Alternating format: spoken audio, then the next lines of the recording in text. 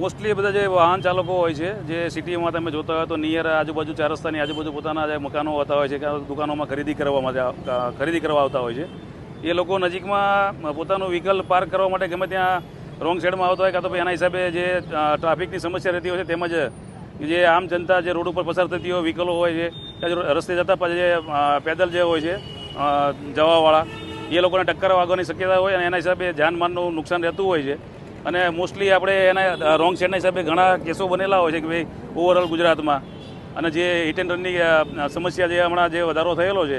એના હિસાબે ઓવરઓલ જે આપણે જે ગુજરાતમાં જે ટ્રાફિક ડ્રાઈવ ચાલુ થઈ છે કે ભાઈ હિટ એન્ડ રનના કેસો ઓછા કરવા માટે આપણે વધુમાં વધુ જે રોંગ સાઈડ આવવાવાળા ચાલકો છે એમના વિરુદ્ધમાં કાયદેસરની કાર્યવાહી કરવી, એના માટે આપણે જે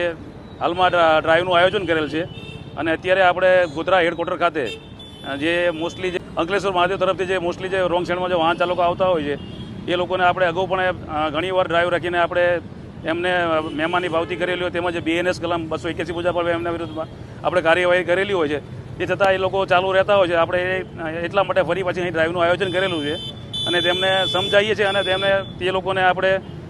એમના વિરુદ્ધમાં કાયદેસરની કાર્યવાહી કરીને ફરીથી આ લોકો આ રોંગ સાઈડમાં ન આવે એ માટે આપણે એમને પૂરતી સમજણ પણ આપેલ છીએ.